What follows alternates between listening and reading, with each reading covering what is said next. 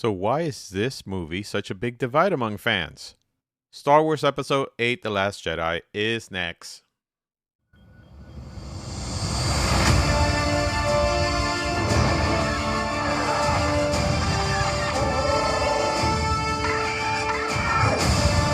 are the spark that'll light the fire that'll burn the First Order down.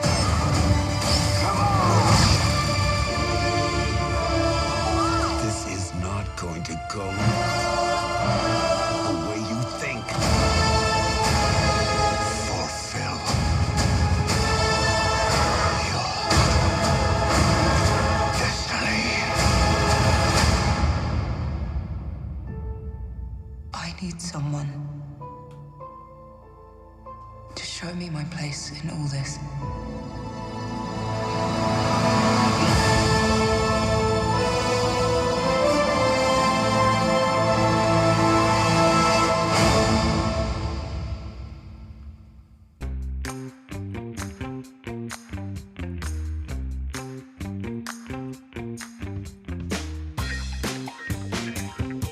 This is Fantasy Picks Movie Edition, the podcast that takes a look at overhyped big budget tentpole movies that failed at the box office or with critics, and on some occasions they succeeded with both fans and the box office, but not hardcore fans like us.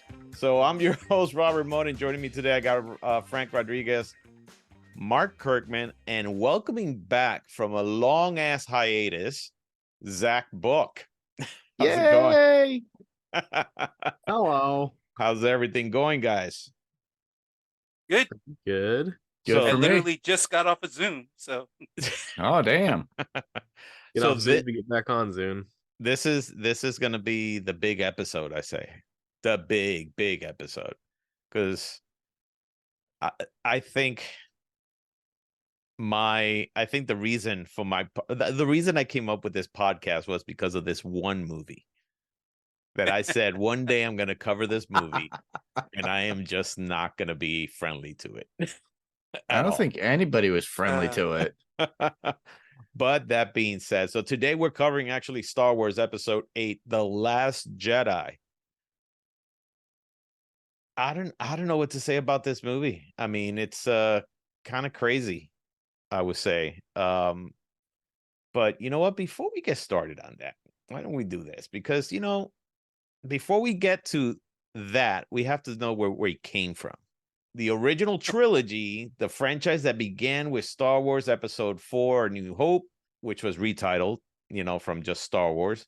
That was directed by George Lucas and released in 1977. So introduced audiences to the epic space opera set in a fallacy. In a galaxy far, far away, guys. Featuring iconic characters. Look, Luke Skywalker, Princess Leia, Han Solo, Darth Vader. Those characters, I think, are always going to be ingrained in pop culture forever, right? So the film's massive success led to two sequels: The Empire Strikes Back, which is probably considered the best out of all Star Wars movies, and then Return of the Jedi to complete that original trilogy. Then, Muppets. yeah, and that went from 1977 to 1983.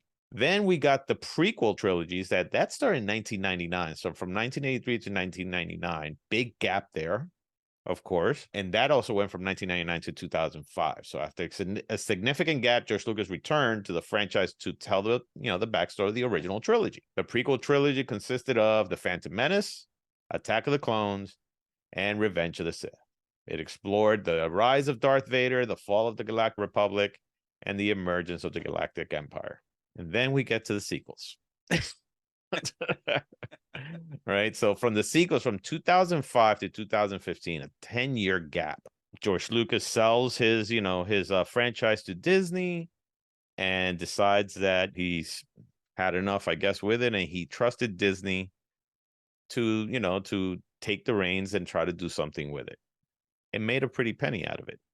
I think Disney paid $5 billion for it or something like that.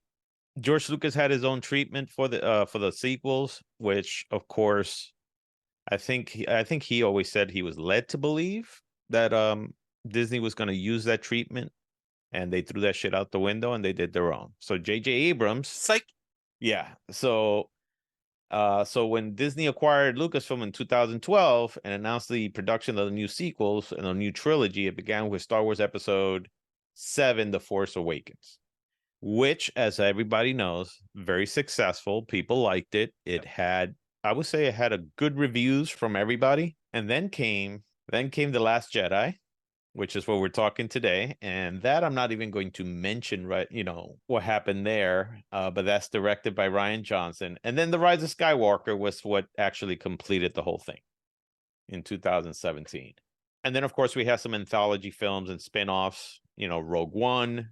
We had Solo, the Star Wars story, which was the last time Lucasfilm actually made an actual film to come out in the theaters. After that, everything went to Disney Plus, and as we all know, the disaster that has been. So I'm gonna kind of kick it off to some of you guys before, when you saw let's start with this. When you saw Force Awakens, what did you guys think about that? I feel like it was good if you like nostalgia. Okay. Because realistically, it's just Star Wars all over again. No, you're right. You're absolutely fucking right. It's literally A New Hope over again. Exactly. Right. Instead of a Death Star, you have a planet that's been Starkiller base station, which is literally basically a Death Star. It's a planet converted. And let me tell you, that actually had a lot of criticisms. I was like, oh, it's just New Hope again. I always said, if it worked before, it'll work again. No, what I've actually always said, what I've always actually said is the worst Star Wars critics are Star Wars fans. That is true. The people who hate Star Wars are the Star Wars fans. And I've always said that because J.J. Abrams gave us what we wanted, which is, hey, at least something familiar to the original ones, something that's going to kind of get us excited about the whole thing. It continued part of the Skywalker saga. There was Luke Skywalker was missing, which, until he was there towards the end. Yeah. 30 They mentioned him in the beginning, and then they saw 30 we saw very a last, glimpse of him at the very end. 30 seconds in the end. But that being said, then all of a sudden we get The Last Jedi. And so The Last Jedi was directed and written by Rian Johnson, right? Produced by Kathleen Kennedy.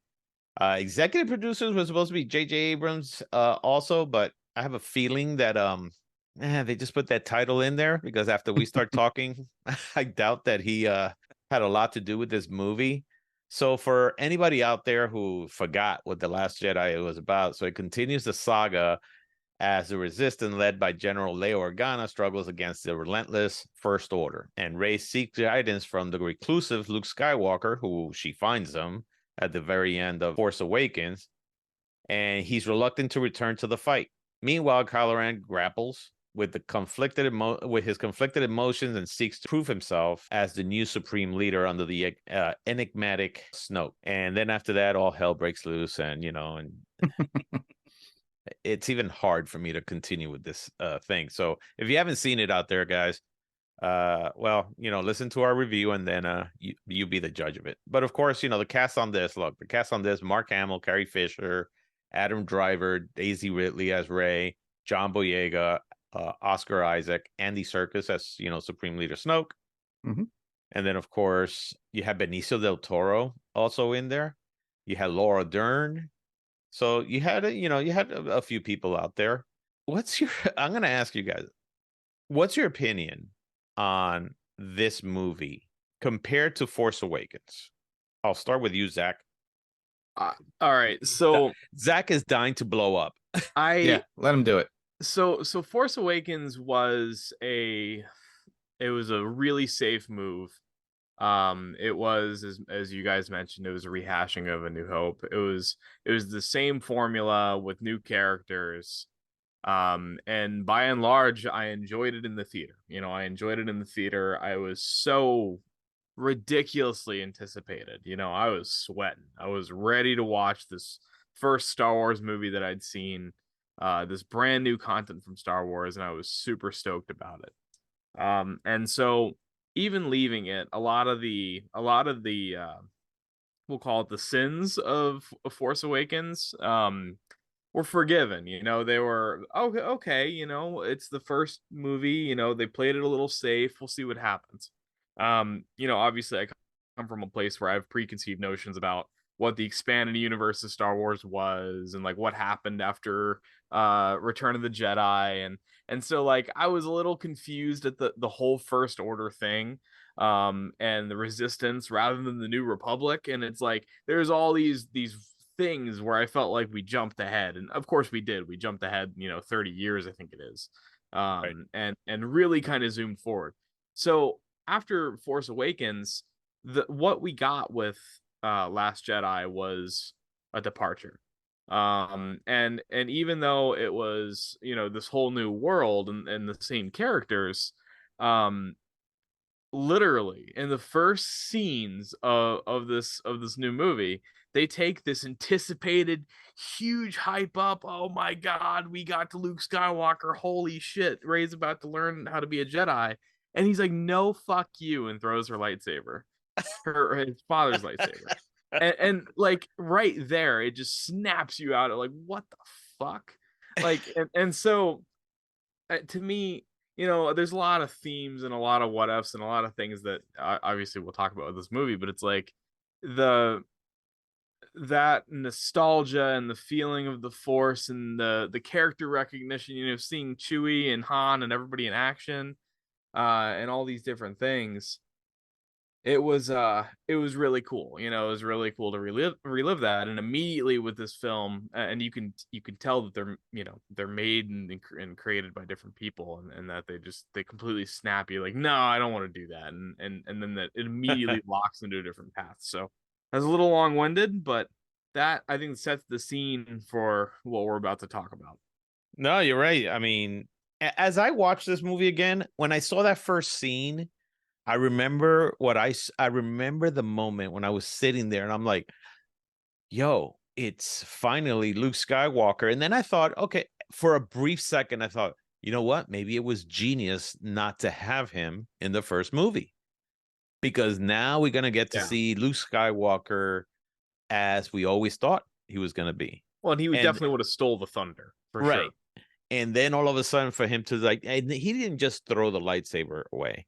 He threw it over his shoulder like if we were throwing away, I don't know, a piece of garbage, and we had disregard for any litter laws. Sock. A dirty sock. Yeah. Maybe he was throwing salt over his shoulder for good luck. Yeah, okay. Which Ryan Johnson threw some salt over his shoulder. So what's your so Mark, what's your take on what you saw in the theaters? As I saw it in the theaters, I was like, just like anybody else that's a Star Wars fan, excited and new. We get to see Luke Skywalker finally. Right. Somebody that we grew up in. I saw him as a 5-year-old kid in the movie theater in 1977. Got to see him in New Hope. Follow his travels all through that time. Then we get the scroll at the beginning of The Force Awakens, and then he's gone. Okay. But yet we see him at the very end, and I'm thinking, oh, great, Last Jedi. Maybe it's about Luke. And then training Rey in some way. Right. No. Wah, wah. But my attitude was like, okay, he's a bitter old soul. And I'm like, oh, man. And then what we got at the very end, which we'll go into later on, my feeling about it is if it was rewritten, it would have been written completely different. And you can't just throw away that. And I think Kathleen Kennedy was like a source person that was trying to create her own. Oh, we'll get to that one, because there are certain aspects within. Honestly, there are certain aspects within the movie that I do enjoy, that I do love for how their creativity. A friend of mine actually covered this, and this is one of his favorite movies, and he podcasted on it. Well, whereas he doesn't like J.J. Abrams and hated The Force Awakens, but loved The Last Jedi. It's And funny then, you say that because we have somebody at our job. So Zach and I started a new job, and we're now working together in a different company. But we come to find out that somebody there thought that Last Jedi was the best of the sequel. a lot of people do. But I hear them out in their response to what they think about this particular film. Did I hate it? I wouldn't say I hate it. I would say that I enjoyed it for what I got out of it, but there are certain things that I would change about it within it. But it doesn't really make me an Abrams fan. I like a lot of other Abrams work before he got into Star Wars, more so than I do with Star Wars. So that's really my mediation between those people who love this particular movie and in comparison to the 1 and 3 aspect, I should say, of Force Awakens, and to the last one. But I do enjoy this film for certain aspects of it that keep in the Star Wars lore, but there are certain characters that shouldn't have done certain things and things of that nature, and that's about it. Okay. And Frank, what's your take on this before we start diving into some deeper shit?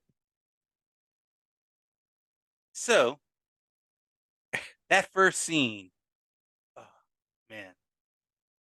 So you're there and you're like, all right, we got Luke at the end of Force Awakens. All right, this is gonna be cool. They made us wait the entire time and stuff, and you're like, this is gonna be cool. Not just Luke Skywalker as a Jedi, but Grand Master Luke Skywalker. You know what I mean? Where he's had his own school, he's taught others. Right. So maybe he's, like the master standing at the front of the class, and Jedi just practicing their forms. That would have been freaking awesome. That's not what we got. What we got was them handing this iconic thing, his father's lightsaber, which he lost on Bespin, and all of a sudden now here it shows up, right? And he takes it, he looks at it, and it just flings it, okay? Like, it was a freaking doggy bag full of poop, and he's like, I don't need that. I got creatures with blue milk tits. Or with milk tits over here. I got. First of all, they're green, which is even worse. Fine, they're green. But would argue the most tits are for milk. Yeah, anything with breasts can have. But then, I was like, what? And that's like the first part of when you start to realize, oh, this is going to be a completely different movie than what I wanted. Right. And it just keeps going from there. Like, things just happening that you're sitting there going, huh? Okay. Because, you have that forgiveness for certain things that happen. Like, we got the whole prequel series that completely changed the story. Anakin's not this grown person who we had in our head, that he's a pilot and he's a great warrior. No, he's this little freaking kid. And you're like, okay, look, I can forgive that. Right? Everything, midichlorians, okay, cool. It's all right. It's a little bit more, but it's been so long. I'll take it. Darth Maul saves it for you. Okay. Right? He at least saves the first movie. You're like, that battle at the end it's worth everything else that you had to go through. Right. Okay. And they get better as they go along. You know what I mean? They're not fantastic, but the prequel. Let's throw our lightsabers over our shoulder. I'm not throwing this lightsaber over my freaking shoulder. I put a lot of work putting it together. Well, this one's $100, so I'm not throwing it. I didn't. So it's like you screwed them together. It's all good. If I throw this one, I'm going to break something. Yeah, and your wife will kill you. These movies just progressively get worse. It's like, oh, Last Jedi opens the fucking coffin, and Rise of Skywalker just seals it closed and goes, "Here you go. There's your childhood. Have a nice day." Yeah. So yeah, no, as you could tell, Frank is very passionate about this also. Oh my god. Oh, yeah. So here's, as you could tell, I mean, I think as everybody out there could tell, we dislike this movie. Dislike aspects. I have to say this We- exponentially for the fact that it was a good try. They could redo this in AI and make it 100%. Probably so, but the thing is that, it's now part of canon, which kind of sucks. But before we get into diving into the funeral that we're about to, have for this for this movie, and I just want to get things straight out there. We're not being haters to this movie. No. No, far from it. We are justifying the fact. What we're trying to justify the fact is that this movie just did not work with what was already established. So I would say this. So believe it or not, this movie cost $300 million. And I think, if I'm not mistaken, that's with advertisement. This movie made $1.3 billion fucking dollars. All right. Now, the difference is, and I'm wondering where this money came from. And this is why I say that. While Rotten Tomatoes score was 91% from critics, from the audience, it was only 42%, which tells you that fans and everybody else out there did not like this movie at all. So you had almost 60% of the people out there that saw this, I'm sure, are saying we want our money back. That's about, I don't know, maybe what is it, like about almost $700 million that should be given back to to everybody else. But that being said, look, this thing also won accolades. It won. So here's the thing that it won, which I'm surprised at some of them. And of course, it got nominated, I think, for some Oscars. Didn't win, of course, but I didn't know that this was a thing. AARP Movies for Grown-Up Awards, Best Movie for Grown-Ups.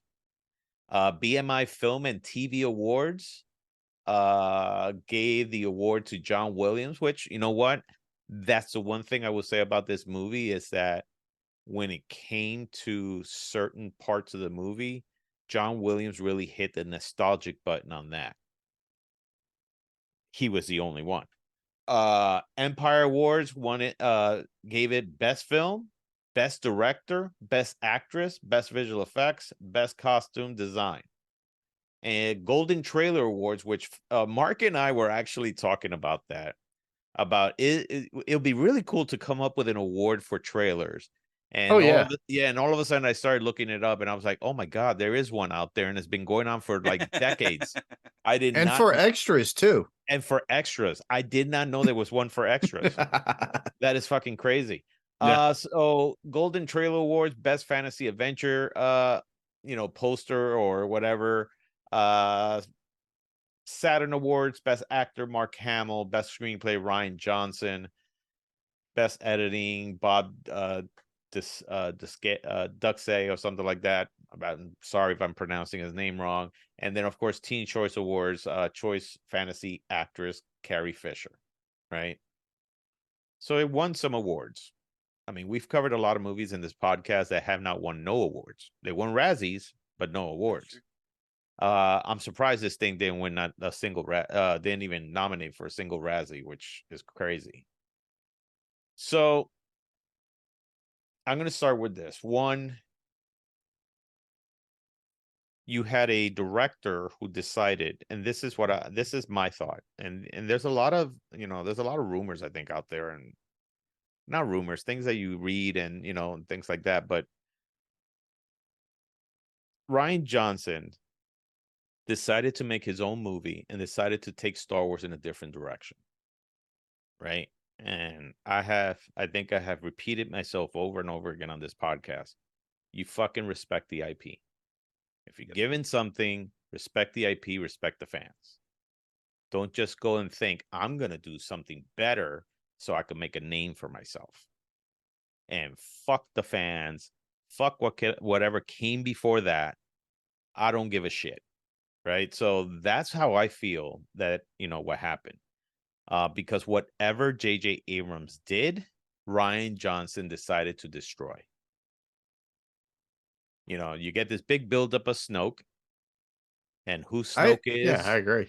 Right, who Snoke is, and and you're like, all right, so this is a new bad guy now. This is the guy that This is a new big bad. He's got yeah, Kylo Ren under his heel. He's using him. Right. Yeah. We were hoping to know, okay, so what's we were thinking that it was just going to be a climactic battle by the third, episode of the sequel. No. They decide to fucking kill his ass off like if he meant nothing. Again, yeah. You take the lightsaber over your shoulders. That to me was what I would say a slap in the face to. Oh yeah. That I think is a metaphorical thing. I think that's Rian Johnson saying, "Fuck whatever came before that. Fuck your couch. I'm gonna go do my yeah." Fuck your couch.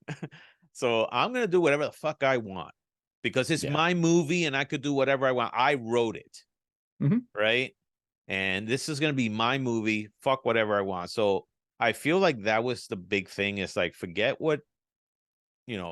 about how the Jedis are supposed to actually come about with their powers. Forget about the what came before that with the Empire. It was just like kind of like this rewriting of the whole story. Now, they literally got rid of the Jedi Scrolls, and even Luke acknowledges that, and with Yoda and his astral form. And on top of that, it's like, oh, throw them away. Oh, and it's just like, I don't know if you said it that way, but okay. But in my opinion, that's my abbreviated way. That's what I heard. Was that Frank Oz? I think I just heard Frank Oz. Oh, you do not see. You cannot do this. Oh, those were guidelines. Throw them out, burn them. Okay. Oh man. So I just feel like a lot of the lore of what the Jedi are supposed to be, a lot of the lore of how the Empire came about, the people involved like Han Solo, Luke Skywalker, Princess Leia, look, it seems like Disney and especially maybe Kathleen Kennedy, right? I'm putting a big question mark there. Wanted to get rid of anything that had to do with George Lucas's original stuff. Oh hell yeah! Right, and it really dawned on me because I went to visit Star Wars Galaxy's Edge a couple of weeks ago, and as I walked around. First of all, I think it's a fantastic place, and it's just like if you're a Star Wars fan, great. But as I walked around, I said, there is nothing of the prequels or the original trilogy in this thing. It's like a backhanded slap to the original fans that grew up on this. Yeah. And I feel the same way. They should show an homage. The only thing that we get, if you go to Galaxy's Edge, is the Millennium Falcon out there. We get maybe to like AT-ATs or something. No, I'm not sure. I never visited. You get the Millennium Falcon, you see some land speeders. Of course, you see the new version of the X-Wing. You don't see the old version of the X-Wing. Okay. You see the new version of the TIE Fighter, not the old TIE Fighters.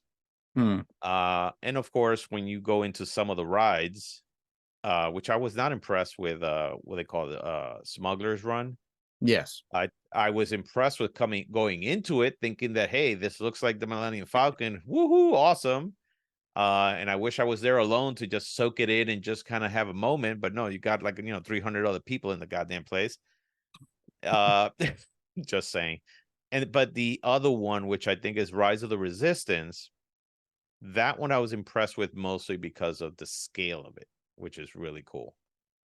Yeah. But I know I'm kind of deviating, but when I saw that, I said, wow, they really, really want to replace have what people we already have. Have people forget the other stuff and try to embrace the new Star Wars. Correct. And that's the problem here. And I think that's the biggest problem, is that Rian Johnson thought, I'm going to make my own Star Wars because it's so popular, anybody's going to soak it up. And that's not the fucking case. I struggle with that, because I don't know if it's so much replacement in a way of malice, and I think there's going to be a theme here, because we care about the essence of Star Wars more than 95% of the people that have watched this movie and that consume Star Wars content. Yeah. And so it comes down to branding, right? It comes down to capitalism, right? It's like if Pepsi releases a drink, it has a Pepsi logo on it. If Disney releases a Stormtrooper, it has a Disney logo on it by way of the First Order. And so it's like, okay, is it cola? Well, yes, but it's not Coca-Cola. It's like there's this brand identity thing. I really don't think that they're trying to destroy so much as they're literally like, this is the shit we made, buy into it. And it's this brand structure thing. And I think this is really like the whole new trilogy is almost a parallel universe of what Star Wars is. It's like it's a structure. It's got the same characters, but it's like Earth 2. It's like Galaxy 2 of Star Wars, because it's just everything slightly off from the perception to someone in our seat. And I think that, absolutely, with having so many different creative directions all in one pot, like you definitely have, in my opinion, like Rise of Skywalker was like the nail in the coffin, but it was also, in my opinion, like Rise of Skywalker was like the only thing we had left. Like, how could we have done anything that different at that point, because of the fact that we went in so many different directions with the other two movies? Right. It's almost like we had to make sense of it somehow. So it's like you write an essay half cocked, and then you have to write a conclusion when you sober up, and it's like, well, and that's the story, Right. I mean, I just feel that what happened with all that was, and I'm sorry I'm jumping back and forth on this. Here's what I think. I think J.J. Abrams, when he did The Force Awakens, he committed to one movie and said, fuck it, I'm gonna start it off, right? And here's the plan, all right? And the plan is that, yes, Rey, the character of Rey, will find out by the second movie that she is a descendant of Obi-Wan Kenobi. A lot of people figured it out. And from what I've been hearing, some things lately from people that have actually gotten fired or let go from Lucasfilm, who finally are talking and saying, the original idea was that J.J. Abrams wanted Rey to be the granddaughter. Yeah, I've heard that too. Same here. Right. Yeah. So that's one. All right. Then, of course, you had Han Solo, and I'm sure I'm sure the only way that you got Harrison Ford to, come back as Han Solo was to finally make him happy and says, look, we'll kill you. All right. I know that's what you want. That was part of it. Yeah. I know that's what you want. You wanted the guy to die. I have said it before, because he doesn't like Han Solo. Although he did, you know what? In an interview, he actually said, because they asked him, it's like, well, you've been quoted saying that you don't like this character and you wish he went away. And he goes, yes, but that's because I was stupid. And she goes, what do you mean? He goes, because I didn't realize how much of a impact this character is on people. And if I knew that, then I would have maybe approached it different. But I think killing Han Solo off the way they did it had some significance behind That it, which actually was was a great. good idea. Yeah, I think it was at least it drove the plot forward to, oh wow, he had to kill his own father in order for him to really submit himself to the dark side, Yeah. right? Then comes this other movie, and now he's like, well, he's conflicted, and now he's jumping through what is it, what I would call the Force cell phone company, and reaching out to Rey, half a galaxy away. No, that And- was the Force Emo Company. Yeah. So it's Oh. just there was like a lot of things that he decided to take, and it's like you were saying, Zach, that maybe it wasn't malice about the way they decided to take this IP and decided to go in a new direction, but you can't forget what you had before. It's the- not malice, but it's careless. It's ignorance and for sure. careless. Because at that point, what happens is you have a whole bunch of executives who think they know what Star Wars is, but they don't, right? I saw this one video where they were talking to the Star Wars story group, right? And I remember in the past when we were growing up and we were watching behind the scenes stuff of Star Wars, every time they had to have a meeting about, something about Star Wars, it was George Lucas at the head of the table, and maybe about 2 or 3 other people. There was a producer, I think, what's his name? Rick McCullen was there. Yeah. And then it was Doug Chang, who was the head concept artist of Lucasfilm and all that stuff. Now he's the And then actually. Phil Tippett, probably. Oh, no, he was gone by then. Really? Yeah. But the whole thing was that it was just about 3 people, and everything was, hey, George, what do you think about this? Hey, George, here's like 30 drawings of this one idea that you had, and you will see him just go, yep, nope, that one, maybe that one, boom, done. And that was it. Now, when you see the story group, it's fucking 20 people in a room trying to figure out one fucking thing. Fucking marketing. It's a marketing team. It's a board of That's directors. literally what it is. Yeah. It is. Yeah, What's the next 100%. toy? It is a team of people that are just like, well, what should we do? We have about 50 writers that are, doing stuff for us, and and they're all going to discuss all their stuff, and we got to take everything into account. When in the past, it was just, listen, George made this fucking world up, and you're just going to fucking go with what he says. He's the one that makes it up. And then he fucking entrusted a person in Lucasfilm called, wasn't that Dave Filoni, to actually, carry on his legacy. And what do? You don't consult him on these things. Right. That just seems, and not only that, but they go ahead and canceled Clone Wars. They go ahead and canceled everything that was working and marketable for Star Wars. Stuff and that was in progress. Yeah. While it got sold, and then they went ahead and canceled a whole bunch of stuff because they're like, well, we're going to take it a whole new direction. Yeah. Right. So that's the problem I have, is that you had a person like Rian Johnson that they let him, like Kathleen Kennedy was supposed to be there and say, hey, I'm going to be the Dave Filoni of this. So I'm going to be the Kevin Feige of this fucking thing. And I'm going to make sure that every director I get has to follow what George Lucas already set in motion. Mm-hmm. No, she went ahead and said, okay, you go do this. But since I don't know anything about Star Wars, yeah, Rian Johnson, go ahead. You go do your own story. And don't worry if it doesn't match,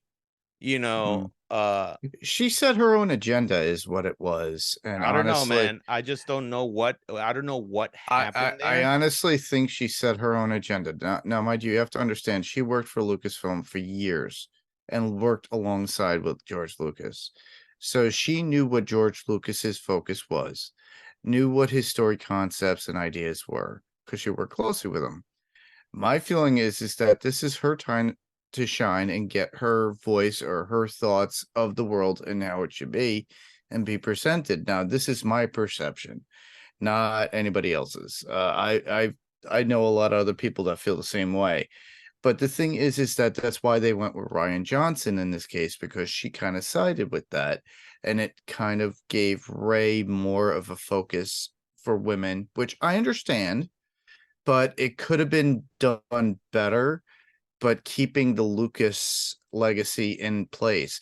But the problem is that she wanted to obliterate the Lucas legacy and get rid of that and then start over, and then that's how we got what we have.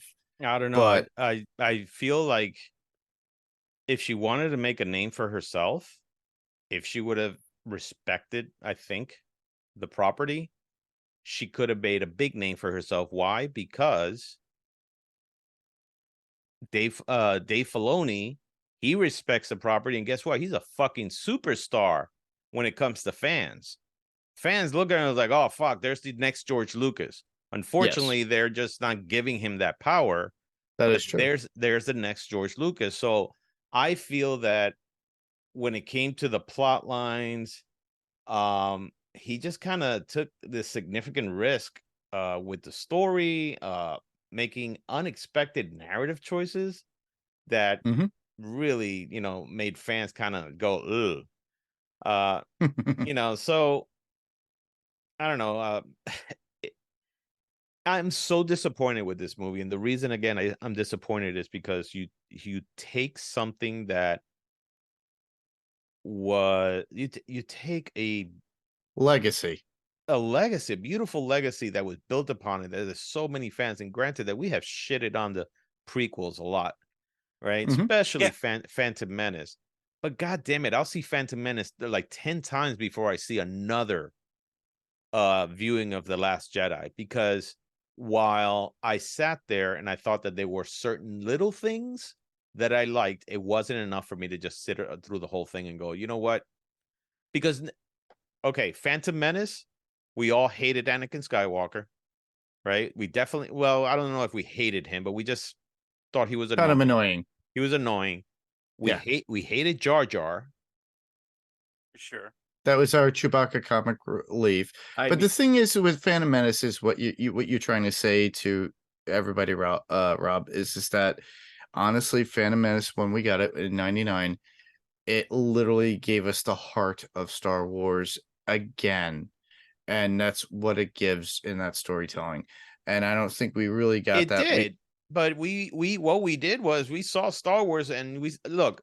It was such a long time before we saw any Star Wars that when Phantom Menace came around, a lot of us went to the theater maybe like 10 times to see it. I think as we got older, and when the more we saw it, we noticed, is Anakin Skywalker fucking annoying? Is Jar Jar Binks really? Yeah, you start analyzing more. But the first viewing is like, yo, that was awesome. And let me tell you, and towards the end, the battle with the duel with Darth Maul, Duel of the Fates, makes up for a lot of the things that go, like you said, Fran, makes up for a lot of things that went wrong with the film. There was nothing. Like some people are like, "Oh my god, the Jedi, what is it? The duel with Kylo Ren and Rey and the Praetorian Guards was the best thing I have ever seen." That shit was a fucking mess. First of all, go ahead. Actually, I enjoyed it. I actually did enjoy that scene. I'm gonna explode. Give me a second. Go ahead, explode. Go, Zach. So this is your time to shine. The Phantom Menace, we covered obviously, and I gotta say that the complaints about Phantom Menace are straight out nitpicking compared to the what we're dissecting in this movie.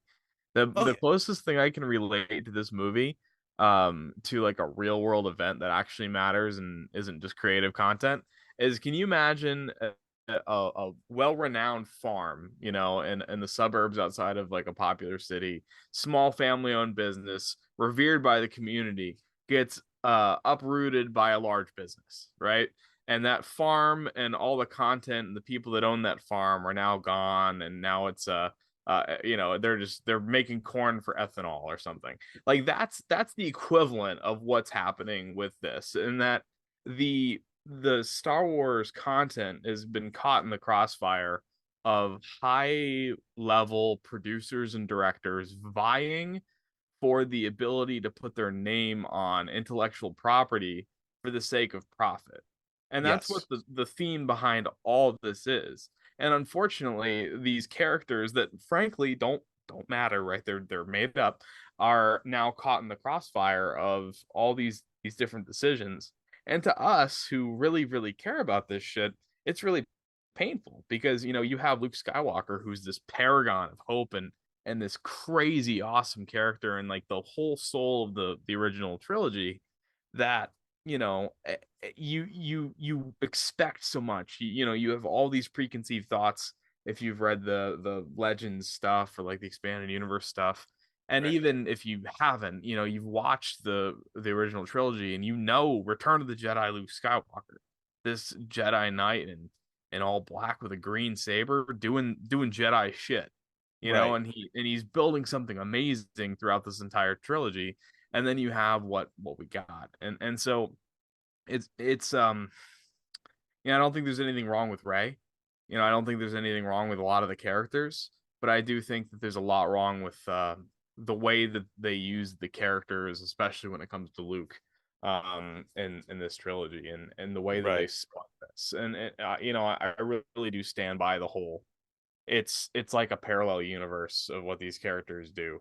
There's a couple exceptions, right? There's cool things like Leia. I thought Leia was pretty good. Pulling, like the scene where she gets blown out of the ship and she yanks herself back with the Force. Like that's You actually cool. like that? Because to me, it just seemed like a scene from Mary Poppins.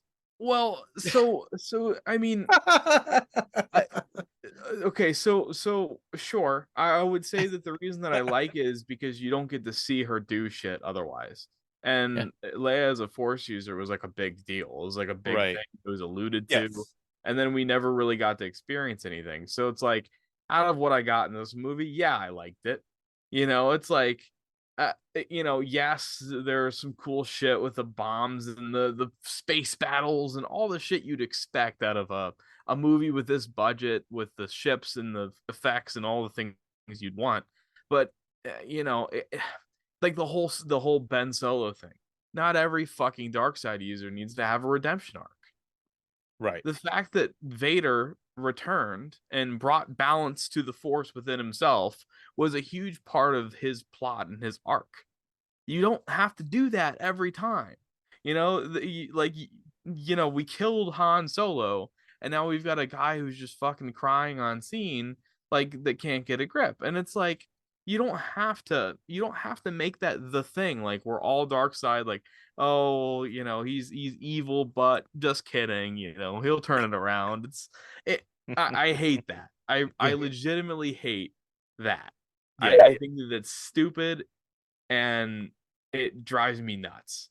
I like Rey as a character. I think Rey is a cool character, and I think that unfortunately, Daisy Ridley and Rey got swept up in this trilogy in a way that, like, frankly, sold that character short. If anything, because I think they could have done her justice and did it better. That character, Yeah, I mean, had so potential. here's the whole thing. I mean, because I was going to ask you guys that. What do you guys think of the sequel characters? Truly think when it comes to them carrying that big legacy. I mean, you have Rey, who initially supposed to be just this orphan girl in, I forgot what the planet his name is. Is it Garbage Jakku? World. Jakku or something like that? Yeah, it's Jakku. Yeah. Right. So Jakku, and she is waiting for her parents, whatever. Then you have Finn, John Boyega. Yep. who is supposed to be the defecting stormtrooper that actually makes a big difference because of that. Of course, you have Chewbacca that comes in and continues to be the sidekick of these people, and then of course the new Han Solo, Poe Dameron.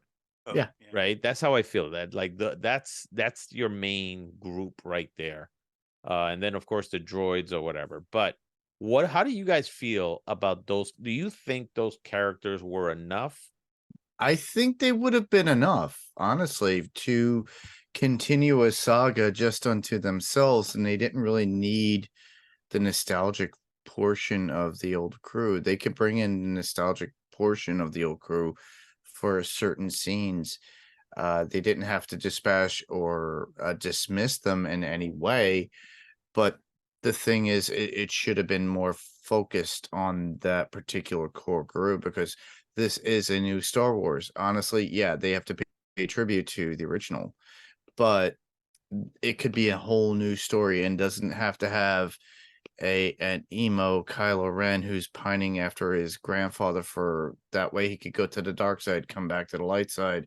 It could be something that is more of that they've done in the video games with the Jedi Order, and I'm sure Zach will agree. 100%. And they could have walked into those books and those novels and made this 100 times better than what it was, but they decided to full on the same typical it's not broken, let's use the same storyline yet again. Right. But okay, and by the second movie it's like, all right, everything broke down, we can't get what we want, so we're gonna kill off this person, we're gonna do this to this other person, and then we're gonna continue with this arc, which is kind of repetitive.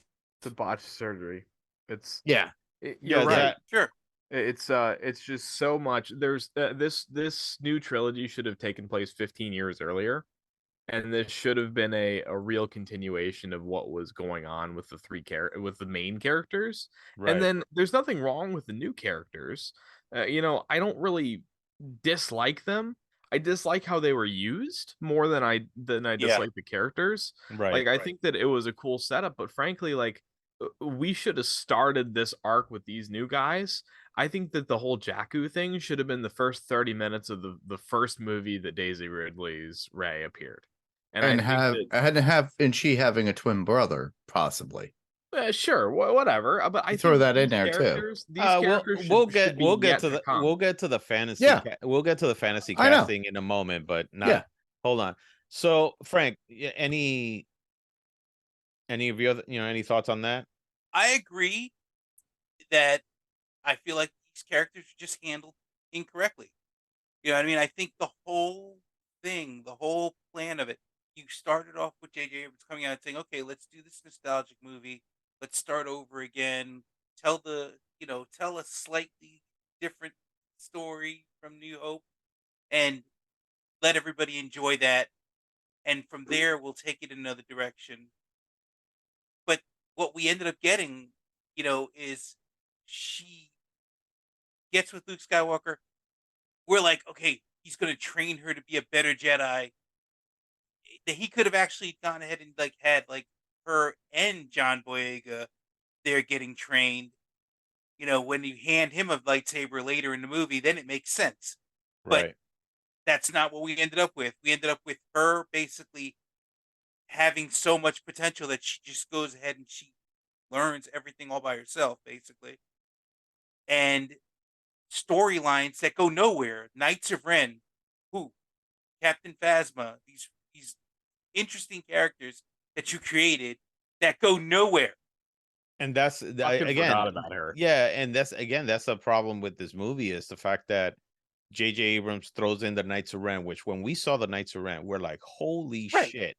Here's a group of dark side fucking people. Yeah, I was in. I was all in. I was just like thinking, we're gonna see. We were hoping to see Darth Maul 2.0 in 5 people at the same time, right? That's at least what now. That's what we're getting the Inquisitors now. Oh, look, that's a whole other podcast, but because and like you were saying, Captain Phasma. Captain Phasma was basically treated like Boba Fett. Yeah. Where Boba Fett was like this cool character that you saw in Empire, and you're like, yo, that's a bad motherfucker. And then, I mean, the way he carried himself, you're like, yo, this guy is not the guy that you want to mess with. And then what do? In Return of the Jedi, they give him a bitch death. In this one, Captain Phasma, I mean, if you look at the marketing, if you look at the merchandise, it was so huge. And what did Rian Johnson do? Gave her a shitty fucking death. And that was it. It was like, we're gonna get rid of this character. It's like he said, I don't like this character. I'm killing your character off. And I'm like, but why, man? I mean, you could have done so much with that character too. They didn't do She's that. A great actress. She could have. She's a fucking great. She's a great actress. Yeah. I mean, and the fact that they just show her eyeball and that was it. Yeah. I mean, don't get me wrong. Freaking Samuel L. Jackson actually said that if he could be in Star Wars, he would gladly be a tree in Right. Star Wars, because that's how much he wanted to be in it. Yeah, no, there were good characters, I think, that were kind of thrown to the side, good ideas that were thrown to the side. They didn't even touch upon the fact that when Rey sensed Luke Skywalker's lightsaber in what's the big Force Awakens. no, yeah, in Force Awakens, the bar that that Maz Kanata owns, I forgot what it is, but that she goes to the dungeon and she opens the thing and all of a sudden she gets a flashback of that's Right. where we see, the Knights of Ren, but finds out that hey, this is Luke Skywalker's freaking lightsaber, which he lost with a hand in Cloud City. How the fuck did she ever get her hands on this? They never went into that plot line. They had to actually continue that in an actual comic book, which I was like, you know what? If they would have put that in the comic book, that would have been from the comic book in the movie, that would have been great. But instead, that was kind of a plot line that was just like, you know what? We're not even going to touch upon this anymore. Screw it. Because what did Luke Skywalker do? Take that lightsaber again, threw it over his shoulder. You would think Luke would go, "How the fuck did you get your hands on this? Right. I exactly. lost this in a shaft." And where's the Yeah. hand that went with it? Yeah, you didn't find a hand with this, did you? He does that to a lot of fans too, by the way. So those are the little things that I feel like this movie, it just so disconnected from The Force Awakens, but also disconnected from a lot of what came before that. So I mean, that's just me. I mean, on this, I mean, and of course, the one thing that I got, to me, one of the funniest thing is you got a shitload of bombers that are going after this one big, Star Destroyer, whatever it is, and they're going 2 miles an hour. In every movie from Star Wars, there is, I mean, because George Lucas loved the theme of speed, right? So you saw it in Indiana Jones, you saw it in American Graffiti, you saw it in Star Wars. When it came to the ships, he would have them seem like they were going fucking 900 miles an hour. It's George's love of drag racing that really preceded all that. And Yeah, that's really that's what I'm yeah, saying. yeah. So all of a sudden, what do you see here? You see all these bombers going super slow, which I'm like, what is going It's on supposed to be here? like a Mack truck, and then you got a sports car like that Zack would drive and just like do donuts and then just pass it. And So that would be super speed, yeah, so I don't know. It's just, again, these are the little things when they were kind of lobbing laser shots to the other ships that were actually curving in space. Like, these are things that just like you never see that in any other. Look, if George Lucas actually had a laser bolt actually curve in space, I would say, okay, you know what? George did it. Sure, go ahead and do it. But no, it was like, oh, let me like throw these things at you. And it was like he was throwing laser bolts. And I'm like, it doesn't work that way, guys. And then all of Photon a cannons do in the original trilogy. Yeah, in, the ion in the cannons. Yeah, middle, you're right. in the vacuum of space, that we're actually curving. Yeah, well, they were yeah. I'm gonna have to see it again, man. And if You gotta watch it. if you're right, I'll stand corrected. But it's Well, that's just how the Death Star got blown up. Well, that's No, what the Matrix stole from it. the Death Star, those things actually, whatever. Okay, look, It goes into the eye. the science, the exhaust science. port. Yes, we all know that the science in Star Wars has never been the best. I got bigger fish to fry than this. No, but I'm just saying, it's just like all the little, and I could nitpick the shit out of this entire movie of just the little things. But it's just those choices that Rian Johnson made with this movie. It's not like a little nitpick here and a little nitpick there. It's just all those choices. Yeah. Kind of became a lot of things. It became a big deal because you're not going, oh, the movie was great, except they had these two little scenes there that I just didn't make sense. No, it's just from one thing to the other, to the other, to the other, to the other. And you're like, why is he taking this direction? The storyboard fell on the floor. They picked it back up and stapled it in a random order, and then they said, "Fucking send it." Yeah, Canto Bite. they go to a planet where they have this beautiful, a casino that's supposed to be like I will guess Vegas. No, I think it's more like Morocco or something like that, or yeah, something like that, or it's like in the French Rivieras and things like that, where it's supposed to be a lot more upscale. Barcelona. And and what they do is they're supposed to meet this one guy that's a code breaker. Yeah. Never fucking happened. One, they take Benicio del Toro, a phenomenal actor. Amazing. They give him a lisp, and they basically don't use him the right way. But originally, from what I heard, was that Canto Bight was supposed to have Lando Calrissian. That would have been amazing, but that would have been fucking great. Yeah, we didn't want that. That's fine. It would have been a nod to the old history of Star Wars. He's a smuggler, he's a gambler, and all these things. That would have I heard that character, I'm good. So these are the things I'm talking about. Like, I just felt this movie was so disjointed from the actual trilogy. The characters, you say that you didn't have a problem with. I had a problem with the characters, maybe because of the way they were written and the direction that they were taking. But not only that, I feel that the characters were so dead center that if this is supposed to be the continuation of the Skywalker saga, they should have had more Skywalkers in it. And instead, if you tell me that, Rey was a Skywalker that was just, missing in action somewhere or whatever it is, or came out of nowhere, sure, then it's a continuation of the Skywalker saga. But this actually is not. So, and that's, the reason we call this Fantasy Picks Movie Edition is because now we're going to fucking make this movie better. So that's what we fucking do here. That's how we do it. Because do you think you're better than Rian Johnson? You goddamn right. So I'm going to play fucking armchair executive today. I'm going to be Kathleen Kennedy. Oh, God. All right. Check yourself before you wreck yourself, Rob. Frank is looking at me like, oh, God, here we go. I'm sitting here and I'm going, you bitch. So I'm gonna be Kathleen Kennedy, and if Rian Johnson comes to me and says, "Hey, I'm gonna do this," I'm like, "You're fired." No. Boom. Zach is gonna be now Dave Filoni. I said, Dave Filoni, what do you got for me that you could continue the story of Force Awakens? Well, you see, how about the Ewoks fight the Gungans?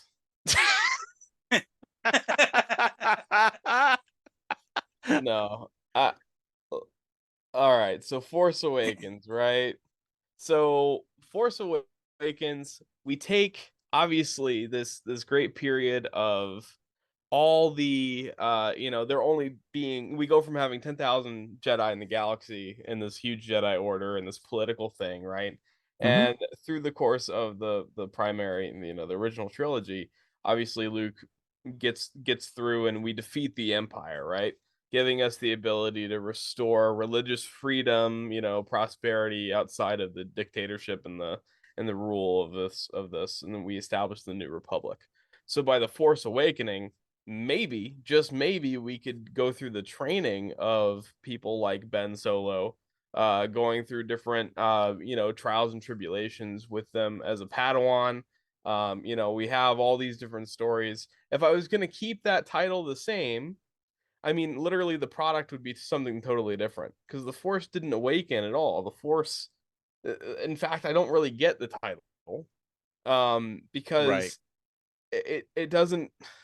The Force has always been there. It doesn't make any sense. I've awakened. I awoke this morning. That would have been a better title than The Force Awakens, because I got out of bed. Congratulations. There's a million different things. I seriously could talk for the next 10 hours on different ideas of what the movies could have been. Well, that's what this podcast is about, man. Is to put those ideas out there, because it's better than whatever came out. I seriously, and so one of you guys said something about the video games, and I go back to like Jedi Academy. Mark. Yeah, Jedi Academy, like that literally is what I'm talking about. It's Luke Skywalker training people, and you get to play as one of these characters. And like, you could have made a movie based off something like that. You could have Ben Solo. You could have all these different characters come coming about. And if in 30 years in cinema time, you want to revisit this and do what we did in the sequel trilogy, okay, but maybe now we have a little bit more context and flesh it out. And now we can take a different direction with it on characters we actually care about and understand. You know, Right. it's like, oh shit, Ben Solo. Like, yeah, I want to learn about fucking Ben Solo, but like, not like this. You know, there's nothing likable about this. You know, I would have preferred to see Darth fucking Jar Jar rather than fucking Ben Solo as Kylo Ren, because it's like at least I give a fuck about Jar Jar at this point. He's Representative Binks. Like, fuck yeah, man. Like, I don't know. Okay. I'm gonna shut up now. That's your pitch to me to make a movie, is because you still haven't come up with a good a story or anything. So I'll get back to you. You, director Rodriguez, what would be your pitch to me, the new executive of fucking Lucasfilm? Wait, so are we going from You're going from Force Away. making Let's say you're forced to do Force Away. You know, Force Awakening came out. You got no other choice. okay, but so I'm making the next correct. Last Jedi. You Yeah. are replacing the Last Okay. Jedi. Well, I mean, obviously you start off with Luke Skywalker doesn't just go ahead and throw his fucking lightsaber away. Right? That's like the first thing. Why would you bother? It's gone through so much. It's so iconic. You've hid in his hands. At least have him, like look at it and be like, "Wow, this is really cool." And instead of throwing it in a box and throwing it over his shoulder, he could have just been like, "You know what? I'm gonna put this in a box. I'm gonna keep it there. What would you like to learn?" You know what I mean? Like, just like start teaching her things and see, like, you can't touch that yet. You haven't earned the right to touch this lightsaber yet.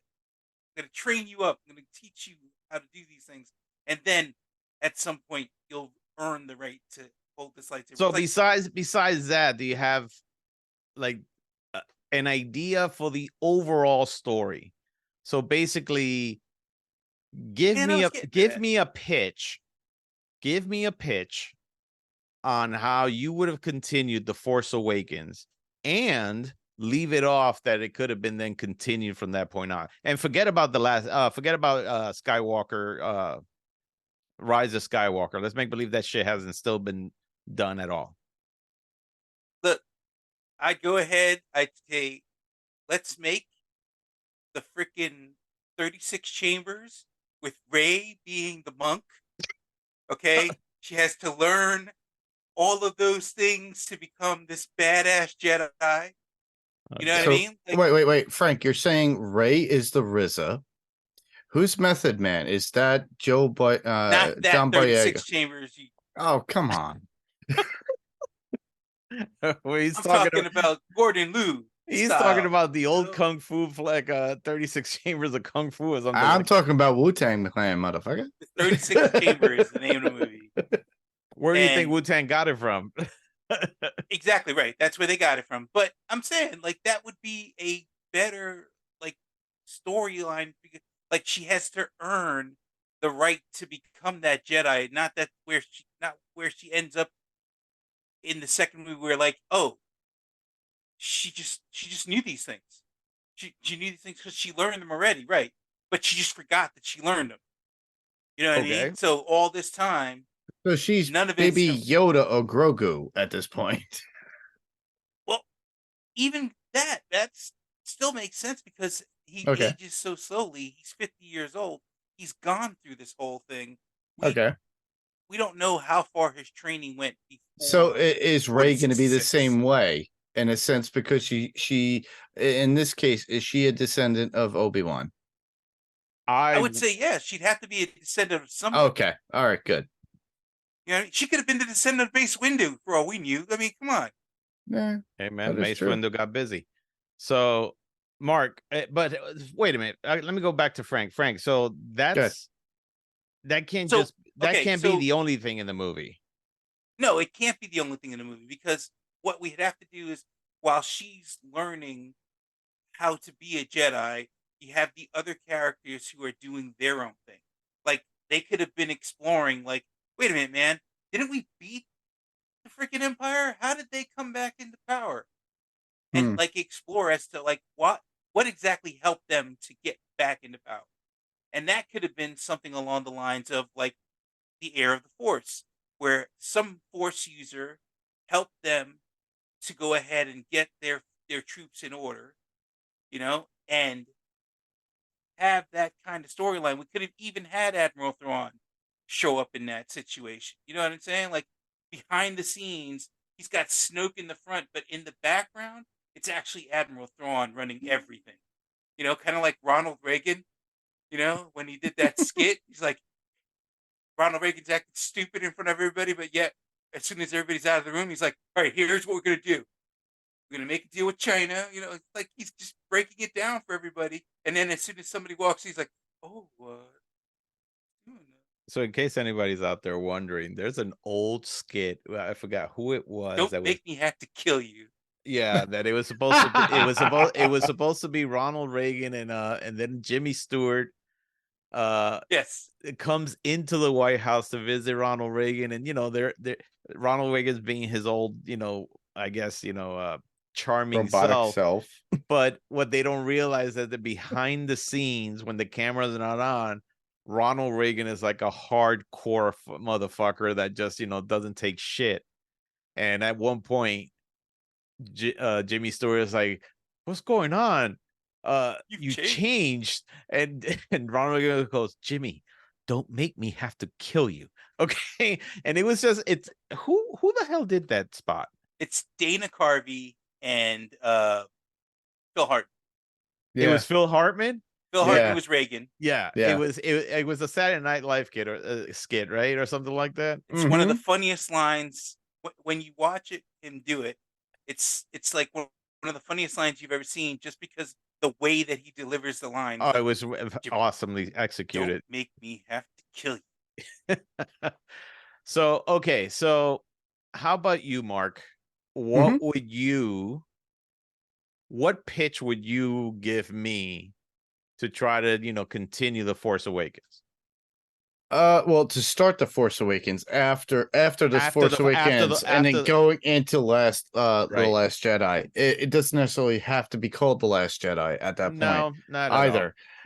My feeling would be after The Force Awakens, they've kind of did what they did in A New Hope, so they kind of obliterated that. My feeling is Finn is upgraded and upscaled and working with Poe and going after all the remnants and destroying everything of what was the less existent empire and their influence upon the worlds. Rey is training with not only with Leia but Luke, and they're trying to find her history, and they find that she is a descendant of Obi-Wan, and I would love that for the fact that it continues and would lead to what would be considered The Last Jedi. But I think they could still utilize the Snoke attitude, but my attitude would be that during that fight, at the very end, we see the death of both Leia and Luke, for the fact that, you know, they give it up to support Rey at that point to continue on the legacy, and then adopts that whole Last Jedi legacy, learns and then teaches, and then we go on to the next film. So that way it's like, okay, there is a New Hope.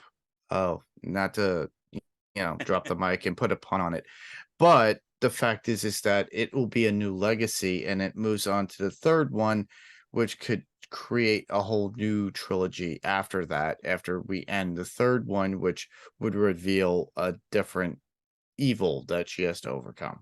Right. But that would be my thought. But the thing is that you're trying to rewrite something in a sense of fan casting. That's exactly what we're doing. And that's my idea would be to let's get rid of the old guard by the second, and then have something new for the third event of this trilogy. And then it could continue on to its own saga for tutorial purposes, where Rey becomes the Obi-Wan to New Jedi at that point. Okay. And Zach, do you want to go back to yours, or is yours going to be more of what you just told me? Have, you know, Jar Jar Binks rule the galaxy. Well, listen. So I'm thinking, so instead of Jar Jar Binks, we actually have C3PO. No, I'm just kidding. Well, he's got a red arm, so he's kind of dark. I think that ultimately the focus. So after Force Awakens, I think that I would have loved to have seen more about the New Republic. And it's almost like I really struggle with this because we sit there and make fun of it in the prequel trilogy, but the Yeah. politics actually fills in a lot of gaps in Mhm. such an action-packed universe. So like what was cool is you'd have action and then okay, you'd have your politics break. It's almost like, it's a cut scene, it's like a cut scene where you Right. have something get explained to you. And so like we in Force Awakens, you watch like 9 planets just fucking blow up. It's like whatever was going on, don't worry about it. We're just blowing everything up. Nothing matters anymore. And it's like by the time you get to Last Jedi, there's no context. It's just okay, here you are. You're fighting the bad guys. But like I would love some more why. What is the Right. why? What are we doing? Obviously there is bad guy, there is Kylo Ren, there is Snoke, there is this. But like why and how? And like the why and how is almost like not explained at all. Like, and we had like a whole thing with Rogue One explaining the Death Star, right? We had several pieces of lore leading up to what the Death Star was, and then all of a sudden we have this super weapon that's more powerful than a Death Star by a magnitude of 9 or 10 that just fucking whips up out of like some bullshit fucking Empire remnants. It's like I Yeah. I have such a hard time with continuing because honestly, what needs to happen is there needs to be almost like Force Awakens was episode 7, but it was really episode 8, and so there needs to be prologue to episode 8, and that's episode 7. So really, like Force Awakens should be the middle one, and then you need like because I'm fucking lost, right? And of course, you have we know why it's there, and we've Right. talked about it already, which is that it was a safe play on a New Hope template, but yeah, I'm sorry. And to answer your question, no, I don't have any good ideas. It's just like Okay. So yeah. so I get director Zack who comes into my office and says, I got a pitch for you. Gives me all of that in the end. I'm like, so you don't have anything for me, but yet you came here. That's correct. I came here and I'm gonna leave Right. I fucking put on my big boy pants. with a grenade. With a grenade, noted. Pull the pin on a grenade and drop it on your desk. Or a nifty thermal detonator. Yeah. There you go. So, all right, as a new executive of a Lucasfilm, this is what we're going to do. I think what we're going to do is we are going to start with the way it did in The Last Jedi, which is Rey ends up in whatever planet Luke is on.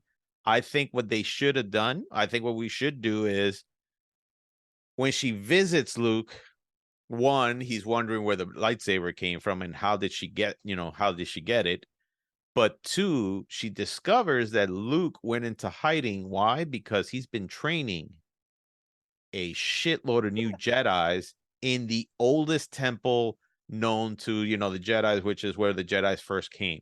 So all of a sudden she discovers, wait a minute, so the Jedi are alive, and it's correct. Not only that, but who's helping him? Well, fan service, because this is all about fan service. I would introduce Mara Jade. Yeah, of course. In the second part of the sequel as either his wife or just a top instructor or something like that. Somebody just to introduce that character, put it there, and just show that we've been training Jedi secretly now because the first time Like, I had Ben, Ben Solo and shit go emo on me and and take and destroy it. At the same time, because we got a vision of the how you call it, of the Knights of Ren, you also see now Kylo Ren and the Knights of Ren are now gearing up, and they're just tearing shit apart throughout the galaxy. Boom, done. This is now where the Resistance is trying their best to, one, save those planets that are are trying to actually that are being raided by the Knights of Ren, because they're trying to wonder why is it that they seem like they're looking for something. And I think that's what it is. They should have said, okay, Kylo and the Knights of Ren are looking for something. They could be looking for Luke. They could be looking for the same place where Luke is at, because maybe there's some kind of artifact there to make them, I don't know, fucking even bigger Jedis or more Sith, or, get a bigger Sith dick. I don't care. The point is that if you can show that, hey, the Jedi are not dead, and that Kylo Ren now has a group of dark Force users, that can be a really cool thing to go into a third movie, where now you're going to have this conflict. Now you're going to see the exact same thing that happened in the prequels, which is you're going to see a shitload of Jedis with lightsabers and all that stuff going against each other. So I think that should have been something like that. And then you can also have Leia in her part now, after they destroyed all these different worlds, how she is trying to rally other worlds to make sure that the First Order does not go fully Empire like they did. Because when you actually look at the Empire and the story of the Empire, what was it? For 20 years, the Empire ruled with an iron fist. This one is just the First Order was around for maybe a few years, gaining power. Yeah. So they just got to make sure that they're not gaining that power. And I don't know who was it. I think you, Frank, or somebody. And then I will introduce Admiral Thrawn as, hey, we, Snoke will be like, listen, Kylo Ren is doing his thing. General Hux, you're just a piece of shit and you really don't know what you're doing. I'm going to bring in somebody that it was a legend and he's still around. Yeah.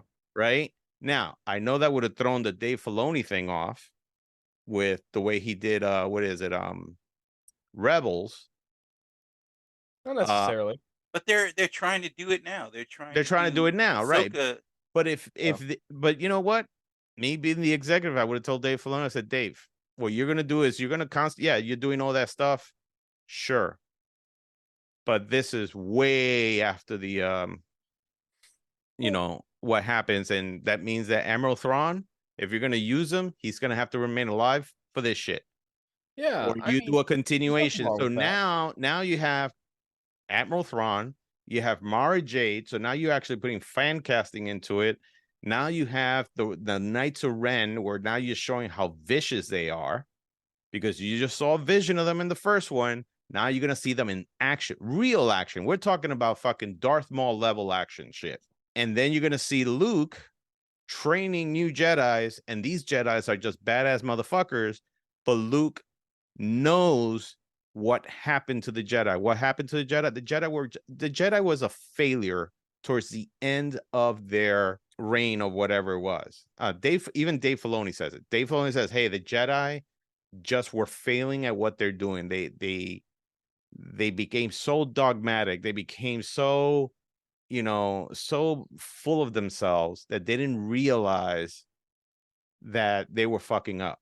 So this is where you see Luke saying, hey, we are not being that dogmatic. Now we're probably doing a little bit more of what we would say, things outside the box of what the Jedis would do in order for us to fight whatever new evil is coming around. It's all checks and balances. Yeah. So, and then what you could do is towards the very end, you could have it where either Kylo Ren somehow kidnaps Leia, right? And now, of course, Luke is like, I gotta go get my sister because my fucking nephew who's an idiot, is now keeping her hostage, and Kylo Ren is probably going, you know what? Yeah, come and get her. And then you could actually end the fucking movie with all of a sudden showing that, hey, Kylo Ren has this fucking army with the with the Knights of Ren, and this is what Luke has to face going there, or something like that. And then you could also show that, hey, the galaxy is probably going to be like, they have to make a choice. You're either going to be with fucking, with the Resistance and the Jedis, or you're going to be with, the First Order. And if you want to put a little of the politics in there, you can also say, hey, the galaxy is also wondering, sure, the Jedis are coming back, but how do we know that the same shit is not going to happen before? And that's kind of like their what I would say their hesitance to help also. So you can have something like that. And honestly, if you get somebody to write something like that and actually put it cohesive enough, that would have been a better story going into a third movie, which now you have this climactic movie that's going to be is going to be the end game, the Avengers end game of Star Wars. That's my fucking take. All right. So I want all of you guys to go get the fucking right people and go make it happen. God damn it. Now. Yeah. Would we recast the new people? I don't see a point in doing that. Me neither. I would keep the people that they have. I'm thinking that John. You think Daisy Ridley, John Boyega, and we're fine in those parts? Yeah, Oscar Isaacs was perfect, and so is everybody else. I think it's a lot of story and how they could actually recreate it into a better format with those same characters. I don't think it needs to be retooled as far as within character. Like I'm not saying characters, but in actors, I think they're all very good at what they do. All right, so Daisy Ridley and better John. Script. Yeah, All right. Better script, better story. Yeah, they could have done a really good job. All Yeah, right. they Well, could've. you could tell Daisy Ridley and John Boyega's agents they still have a job. So, question for you guys: what part of this makes a good home theater demo? What action sequence probably would make a good demo? I would say, honestly, I know you're against it. It's the fight with Kylo Ren and Rey against the red guys. Well, I don't like. Here's the reason I don't like that scene is, again, you have Rey. The Praetorian Guards are supposed to be the biggest badasses of the entire Correct. First Order, right? These are supposed to be the elite of the elite who know how to fight, force sensitive people with a lightsaber, because you could see that they actually blocked who was it? Somebody's lightsaber they blocked with their own armor. Yeah. Right, with their hands, which so you have Rey, who has never been that type of level fighter, all of a sudden become a fighter and fucking take a few of them out. Right. So that was my biggest problem. And again, and then the other part. So the other part is also the fact that the Praetorian Guards look like cabana boys with ruffled sleeves. When I saw them, I swear to God, I thought I was looking at some fucking, Ricky Ricardo shit from I Love Lucy, where you have all the singers in the Tropicana and shit with the big ruffle fucking. When I saw that, I went, no, please tell me that's not the design. And not only that, but instead of it looking like an armor, it looked like it was all 3D printed plastic. So I would change the armor on that. But that being said, yes, I think that in terms of sound design, I think that was actually pretty good. The battle, which I think is super slow and stupid, still had great sound design in that. And the battle at the end with the gigantic I got it for you. You know which was a really good scene that all of a sudden John Williams kicked in with an old thing. The salt thing when it went right through the crystal caves, and all of a sudden the soundtrack for the asteroid field came in, and I was like, Okay, I'll give you that. Yeah, Okay. That is a fucking the crystal scene, the fighters flying through the crystal cave was what my choice was. yes. I Okay. think that'll be I think that's a great All right. home theater demo there. Do you think Chat GPT can come up with something better than this movie in 5 minutes? Yeah, Probably. with the input we just gave it, yeah. So here's what I did. I actually said, come up with something better. That's all I said. Come up with something better than The Last Jedi. It gave me 2 treatments. One of them was actually slightly better. Okay. The other one went in a really crazy direction. But Mhm. one of them was actually slightly better, which I was like, you know what? I'd rather see that than what Ryan Johnson gave me. So, Tell us. all righty. So any last words on this thing? I mean, listen, again, I just want to say we're not trying to be haters. It's just the fact that everybody in this podcast are huge Star Wars fans. We're talking about, we live and breathe this shit. And so this is why we came down hard on this movie, is because this movie took what we loved and threw it in a direction. And while a lot of people out there are saying, oh, well, at least it was a new direction to try to see it. You know what? Do that shit with your own movie. Do that shit in a side movie, or what is it? Or a Disney Plus movie.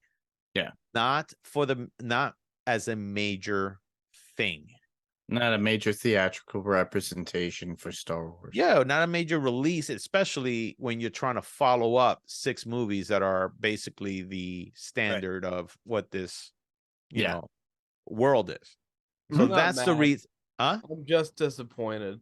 It's very disappointing. It's very. Yeah. I'm mad because I felt like, and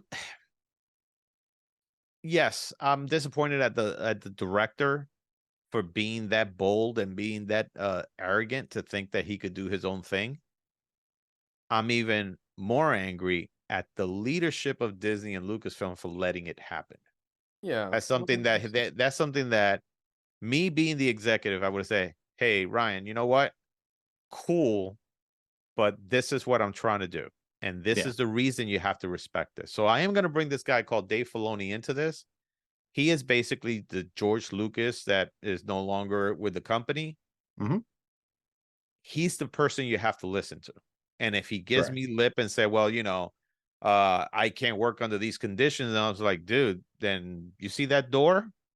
Don't let the fucking knob hit you on the way out. Because I have a ton of other directors that would love to get their hands on a Star Wars property. And I'm sure that they would, say, you know what? I'll respect what you want. I respect what you have. I'll go the direction you want. Boom, done. All right. And that's it. That's how I would have done it. But they didn't do that. And I think that's why I was upset about it. And that's why it upsets me even till this day, because we all seen it. We all seen all the Disney Plus shows where some of them are just dog shit, while others are just okay. The Mandalorian is great. Andor turned out to be fucking Andor was great. actually pretty good. Andor turned out to be absolutely awesome. The book about Boba Fett was like a little bit more Book of Boba Fett sucked because they took my favorite character of all time and made him into a chump that walks down the street waving at people with a smile. Became a mobster. Mobs, people will be scared of mobsters. I'm done with this shit already. So it's again, I just wanted this movie to be great, and it just was disappointing, but we all try to make it, at least we gave our opinion on it, and we gave our take on what would actually be a better take. And I think if anybody out there, if you have your own ideas, let us know. If you think you could do a better job than what Ryan Johnson did, sure, let us know. But if you also think that this movie was so great, also let me know. Maybe you might bring, whoever's out there, you might bring a certain perspective that I don't know about. And you might try to convince me to, instead of hating it, for me not just to dislike it. All right. So bring it down, bring it a few levels down. So guys, where can we find any of you? Mark, where are you at this week? This week? Oh wow. Obviously you can find me on Panels to Pixels podcast on the Firecore Entertainment Network. You can hear me on Adrenaline Cinema podcast as well. Awesome. And you, Frank? Oh, I appear wherever you guys want me. No, I'm kidding. He'll podcast for change, everybody. I podcast for clicks. There you go. All right. And you, Zach, I mean, I know that you don't do any podcasts or anything like that, but is there anything that, you want to plug? You want to plug or anything? If you turn the lights off and say my name 3 times in a movie, you may just find me. No, Zack Book. Oh, he didn't show. Damn it. I'm gonna close myself out of this with let the past die. Kill it if you have to. Like this movie killed my hopes and dreams for these characters. Having respect. So you can find us on Apple Podcasts, Spotify, Google Podcasts, or whichever podcast app of your choice. You can also email us at fantasypicksmovieedition@gmail.com. And we also do have a Facebook page. So you can also find us there. And we also started a Facebook group called Movies That Failed at the Box Office or with Critics. Usually there, I'll announce the podcast. I'll also put up polls for some of our top 5 movie drafts and things like that. And for anybody that wants to discuss or let us know what you think about the show, just let us know, man. We would love to hear from you. Listen, if you hate the show, let me know. All right. Let us know what we're doing right. Let us know what you're doing wrong. Oh, I didn't know that was an option. There's always an option. Zach is going to bombard the freaking Facebook group. So yeah, so that's pretty much it. So we are part of the Pirate Core Entertainment Network, where you can find other podcasts such as Panels, Pixels, and Adrenaline Cinemas. That being said, this is our podcast. Thank you so much, everybody, for tuning in to listen to us ramble. And hopefully you'll catch us next time. I'm your host, Robert Mota, and we're all signing off.